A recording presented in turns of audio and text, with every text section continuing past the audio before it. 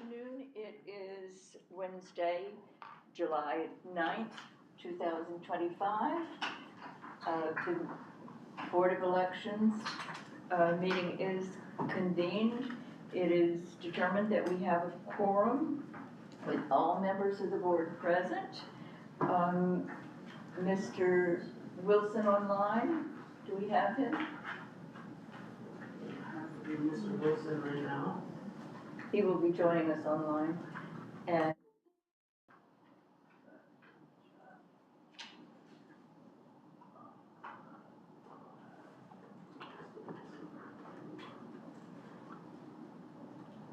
You might be able to see it. sorry for the delay. Yes, I am.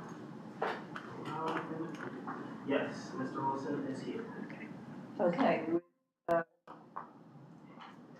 Michael Sowell, board member, Shirley McDonald, secretary, Ted Neves, board member, and Mr. Wilson, Nate Wilson online, vice president, and I'm Mary Costello.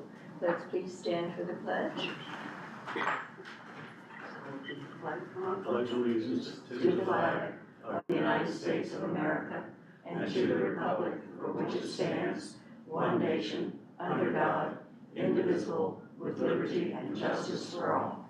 We also have present Council Mr. Loftus and Deputy Director Anthony Gutierrez. Please silence your cell phones, and if you need to make or take a call during the meeting, please go out, please exit the room. Are there any additions or changes to the agenda? Yes, Madam President, we request an addition, new business, new item C, discussion regarding recording of open meetings. Okay. And if I may also, unfortunately, we've been experiencing internet connection issues earlier today. So for those watching online, we do apologize if it goes down, but we certainly want the public to know we're taking minutes, and those will be posted online after the board approves. Thank you. So we are online now, but it may drop. Got it, thank you very much. Any other changes or additions? Thank you. Can I have a motion then to approve the board minutes of June 11th, 2025? So moved. Second. Been motion made by Mr. Neves and seconded by Mr. Sowell. All in favor? Aye. Aye. And it is passed unanimously. And is council liaison with us, MC? No. No. Okay. If she comes on later, we'll come back to her. Board council report, please. Thank you, Madam President. I just want to bring you all up to date on the two lawsuits. The first lawsuit that I mentioned last time was Della Rocca versus Lee. And right now, nothing has changed. We're just waiting to hear the court's rulings on the motions for dismissal from the Office of the Attorney General and the Department of Justice. The second case is Bryson versus Moore. I mentioned that at the last meeting. And the Office of the Attorney General is planning on filing a motion to dismiss at the end of this month. Next, I wish to report that there was a complaint filed against the board by Ms. Kelly Foster dealing with the Open Meetings Act. And that was in June, I think 18th. I may be mistaken on that date, but I think it's June 18th. And then there was a second complaint filed against the board with the Open Meetings Compliance Board. The same with Ms. Foster, that she filed it with the Open Meetings Compliance Board. And this one was filed by Jolie McShane, and I apologize if I mispronounce her name. And the board will be filing a response to both the complaints with the Open Meetings Compliance Board. Thank you, Mr. Loftus. Any questions for council?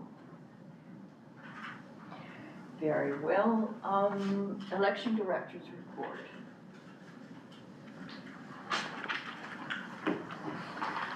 Thank you, Madam President. You have the report in front of you. I just want to touch a couple of items. Just a reminder for the public that in accordance with the new election law 2-208, we have begun a new board meeting recording and archiving process. Another item to note, under administration, we're onboarding 3 new employees this month who you will be swearing in later on in this meeting. Regarding election judge division, the office will be hosting an election worker appreciation night at Frederick Keys game this Saturday, as a recruiting event to hopefully garner more persons interested in serving for the 2026 elections. Thank you. Any questions for the Deputy Director? Thank you. That's my agenda. Is there any old business to discuss? Thank you. And new business, we have 3 new employees coming on board, and it's my pleasure to swear them in. Please come and stand here. I'm going to read the oath, and all you need to do is say your name at the appropriate time, and then I do at the end. I state your name. I, Erin Ferguson. I, Patty Carty. I, Jordan Canada. Do swear or affirm that I will support the Constitution of the United States and that I will be faithful and bear true allegiance to the state of Maryland and support the Constitution and laws thereof, and that I will, to the best of my skill and judgment, diligently and faithfully, without partiality or prejudice, execute the office of Maryland election official according to the Constitution and laws of this state. Please say I do. I do. I do. Thank you and welcome. We're so happy to have you on. I look forward to working with you. Thank you. Thank you so much.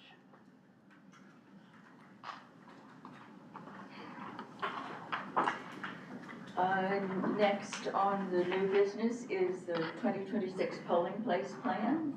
Thank you. The Frederick County Election Director plans to submit our draft 2026 polling place plan to the local board members for your review at your August regular meeting. Then in September, we would ask the board for a vote on a final plan so we can submit it to the state board office well before the November deadline, in accordance with the state board election calendar, which is posted online.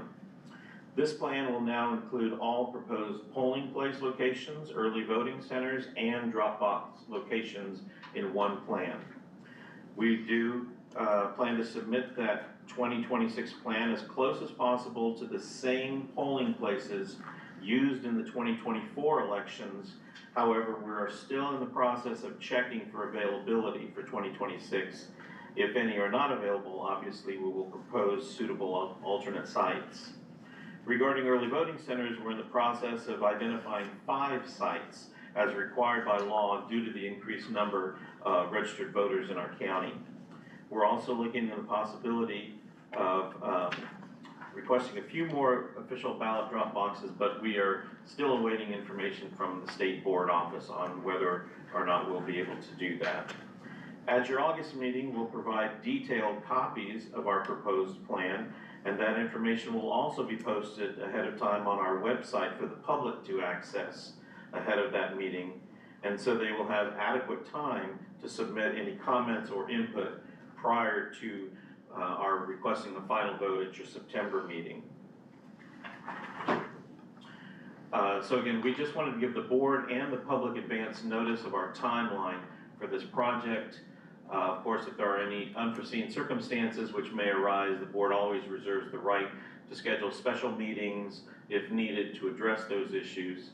And we certainly advise the public to continue to check our Board of Elections website for the most up-to-date information on board meetings and discussion items. Thank you. Any questions? Thank you, Mr. Gutierrez. C, discussion of the open meetings. Mr. Loftus? Thank you, Madam President.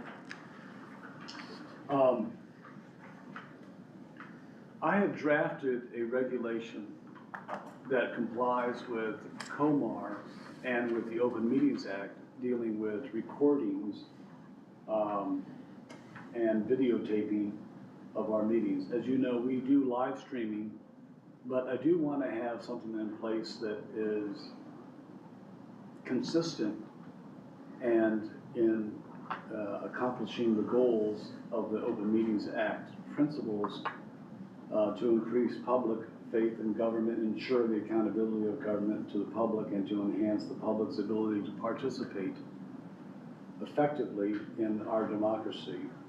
And I've drafted these regulations for the board to take a look at. Now, the question is going to come up is whether this should be adopted as an amendment to our bylaws. It doesn't have to be adopted as an amendment to our bylaws. It can be just a policy in place. It's up to you whether you want to have an amendment to this as an amendment to the bylaws. If this is going to be an amendment to the bylaws, we can have a discussion, we can revise it, we can edit it, we can comment on it, but we can't vote on it until the next regular meeting, if that's what you decide to do. So I know you've seen this and taken a look at it, but what I have done is I have taken from COMAR and from the Open Meetings Act to make sure that it mirrors what both of those regulations, what one regulation says and what one act says. So that's what I have presented to you, and that's what I wanted to inform the public, that there is a regulation dealing with the Open Meetings Act that, as I mentioned earlier, what the principles stand for the goals and to accomplish what we have in the Open Meetings Act. If we did not have it in the bylaws, which are available to the public, how would we make that information available to them? You can have that readily available to the public if they want to see some of the policies that you have. For example, there is a policy that you have dealing with during voting, you cannot have a cell phone when you go into a polling place.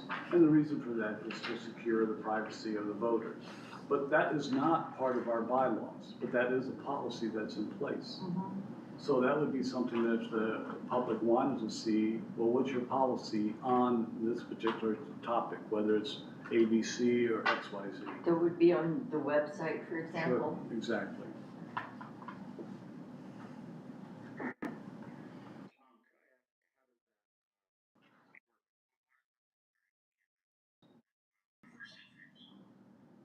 That would be the same thing, for Nate, yes.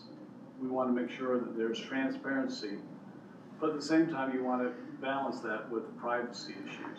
But that would be the same, it would be applied the same way. I'd rather err on the side of transparency and ensuring the goals of the Open Meetings Act.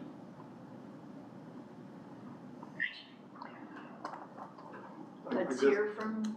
Yeah, I guess the biggest question I would have, so in terms of, say for instance, we decided to make it part of our bylaws, but if we wanted to change, we would have to go back and constantly revise and so forth, as opposed to if we just posted on the website as a part of the policy, then if we wanted to make changes, it would be a lot easier, I'm guessing, or would the process change or would it be the same? The process would be the same if you wanted to change the policy or amend this amendment. But with the amendment, you would have to wait an extra month for the next board meeting to vote on it. At this time, if you wanted to have an amendment, you would have to have comments here to, if you want to revise it, edit it, comment, and then you would vote on it through a motion at the next meeting. But if you had it as a policy, yes, you could change the policy as long as you let the public know that. And also, if we put it forth as an amendment, after we voted on it, it has to go to the state to be approved, so there's, That is correct. Right. The state Delay would there have to bless that. right. And it took the state a number of months to approve the bylaws last time. Now, of course, that was when everybody was submitting bylaws. Correct.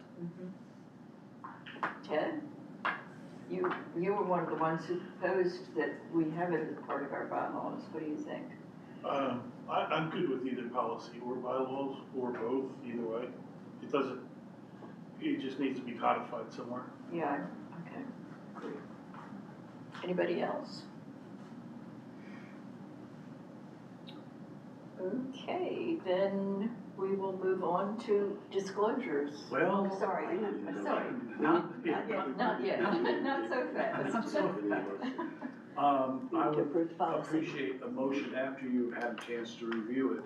And also, I want to mention this to the public that's online and also the public that's here. This policy, you may read it and you may find a typo, my apologies. You may find something there that may not have a comma. But this was from Comar, and this was from the Open Meetings Act. But I know I and the board welcome if there's a question regarding a comment that maybe there was a word that there shouldn't have been there, or I missed a word. So with that, yeah, I think there should be a motion to adopt this policy. I'll make the motion to adopt the policy. Is there a second? Second. All in favor? I Okay, the motion is passed We'll unanimously. be posting that on the website. Yes. Okay. Yes, Anthony, will that be posted on the website? Yes. Thank you, Mr. Loftus. And now may we move on to disclosures. Any disclosures to make? No. Good. The next meeting is scheduled for August the 6th. Is that date possible for everyone? I will have to attend virtually. Okay, I might be virtual, I might not. okay. I think, wait, let me check my Should be calendar. fine. All right. So the next meeting will be on August the 6th, 2025. And now we're ready for public comment. Mr. Kaminsky, would you like to begin? Please state your name and come to the podium. My name is Jay Kaminsky. Last month, our group came to present on voter roll maintenance. We provided the following information to NCOA, the National Change of Address, which is a key source from which Eric pulls its data information. Frederick County has 7,976 listed as moved, while 1,029 voters are still listed as active. Listen, we don't come here every month, Philip. I've been here, I missed one meeting in the last 4 years. And I don't come here, we don't come here every month just to simply make comments that produce no action.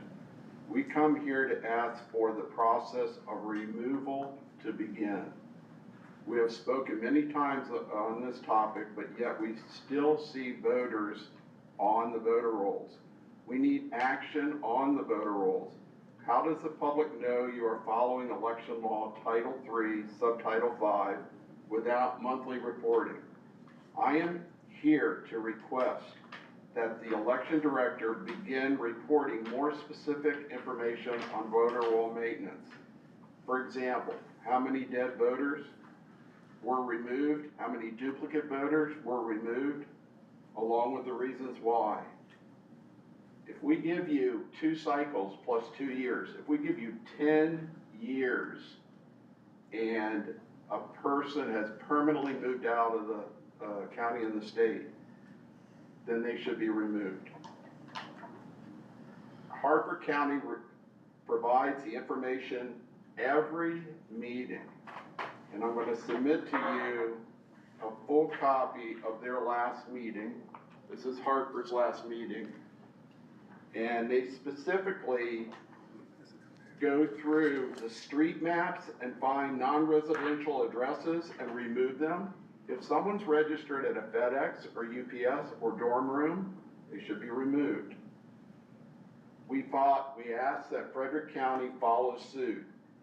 I present to you the Harford County Board of Election meeting minutes. Lastly, I would like to remind you that on March 20th, the executive order came down giving the state of Maryland 6 months. That's September 20th. Mark your calendars. September 20th, the executive order comes down. 99% of eligible Maryland residents possess a real ID. And so that executive order requires identity, such as a US passport, birth certificate, social security number, or 2 documents, including a bank statement. I'm sorry, that's time. Okay.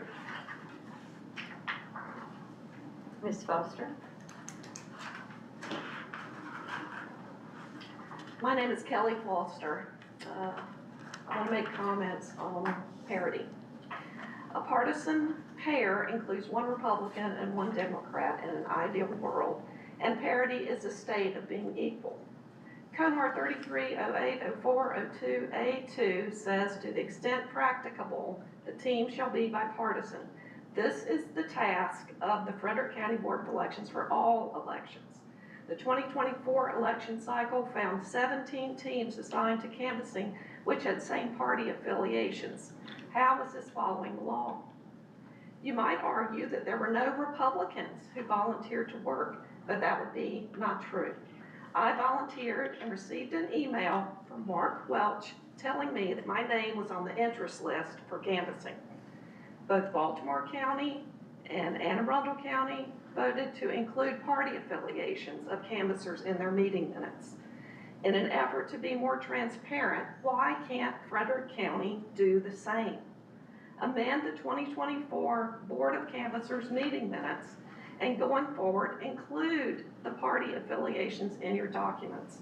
Now I address the minority party members of this board. I have 3 minutes to speak each week, but you have the ability to make things happen since you are both voting members of this board. Why don't you stand up for transparency? Shame on you for sitting quietly and not using your vote. Where's your backbone? You are here for a reason, to bring balance and transparency for the voters of Frederick County. Posting party affiliations would help build trust and make the process in Frederick County more transparent. Baltimore County and Anne Arundel County provide parity in their canvassing minutes, and I provide the canvassing minutes from Baltimore and Anne Arundel so that you might see what other counties are doing. In addition to that, I submit a copy of the email sent to me from Mark Welch saying that I was on his list of people interested in working the 2024 Frederick County canvass. Please stop sitting quietly and use your voice. Remember that you and the other members of this board are the only people with a real voice and a vote in this room. Who would like to accept, please? Thank you. Mr. Wilson? I'm Winston Mann. First to my colleagues, good job, both of you, very good job. I'm coming from a different angle because I've been gone for about 3 months to Europe. I just got back from Germany, France, and Spain. In France, I spent some time talking to some of my wife's friends and relatives, mostly in Alsace, about their election experiences. These are not political people, although they lean mostly left and they do vote. They were amazed that Americans with our vast wealth and resources could not run an election without using machines, could not know who won the election on election evening, and could not be sure that there wasn't massive election fraud. To give you an example, in France, there's one day to vote, and that's on Sundays when people are normally not working. Votes are locally counted in precincts of about 1,000, so it's easy to get the counting done. There's no early voting, and there's no mail-in voting. There is mandatory voter ID that must be shown.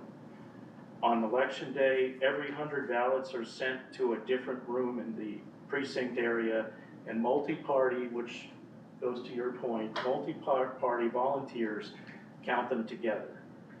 After polls are closed, results are sent to a national headquarters, and everybody knows, in most cases, by the end of the evening, who won the election, and it's not even questioned. Everybody in this informal talk that I had with my wife's friends and family thought it was crazy to vote in the convoluted way we do. Changing subjects, just want to inform you, although I'm sure you're aware, that SAVE, that is the Systemic Alien Verification for Entitlement System, which originated at U.S. Customs and Immigration, is now available for local and state governments, that would be you, to use to verify the citizenship of voters on the voter rolls, including Social Security number, using Social Security numbers. I recommend that Frederick County volunteer to augment Eric with this system and see how SAVE works. I don't know, I've never used it, and I can't because I'm not part of the government, and whether it can provide more assurance that voter rolls are clean. Apparently, a local government database can be confirmed very quickly by SAVE. I recommend that you look into that. Finally, on deceased voters, which has also been touched on a little bit today, apparently only obituaries provided by citizens to local boards can be used to clean voter rolls outside the regular. Time. Thank you. Thank you, Mr. Mann. Ms. Lee?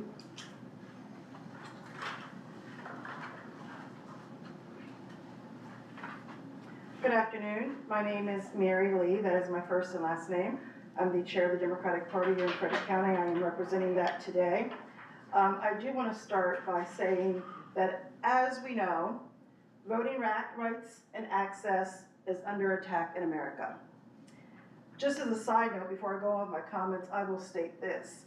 If you don't believe that access is an issue, if airplane tickets were only available on one day for certain hours of time for everybody to get a ticket to go where they want to go, you wouldn't be able to do that, and you would know that access is very important. I have always been and will always be an ardent supporter of free, secure, and accurate elections. I appreciate all the work that this board and other county boards and the state board does to ensure that our elections are those very things. Comments that we hear during monthly meetings that infer or outright allege the boards are doing anything other than working to ensure Marylanders can have faith in their elections are nothing more than a smoke screen designed to confuse voters and lead to distrust in the process. Mind you, these allegations only began to be made after the current president began to spew falsehoods about the 2020 national election despite courts ruling against those claims. In the face of misinformation, a deluge of alternative facts, and an attack on voting rights and access, I also appreciate the board's professionalism as you continue to navigate through and respond to the comments that attack not only your character, but also your commitment to transparency and integrity. Thank you for the time to share my comments today. That concludes the business of the open meeting. Do I have a motion to adjourn the open meeting? So moved. Second. All in favor? Aye. Aye. Aye. And can I have a motion to go into executive session in order to discuss a personnel issue, and that is under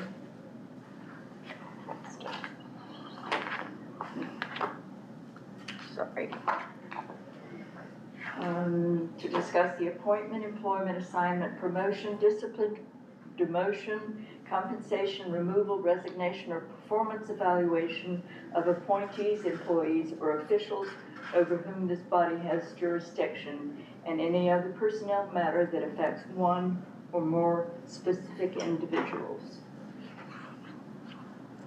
So moved. Second? All in favor? Aye. Aye. Thank you so much for joining us today. We hope to see you again. Session in like 3 minutes.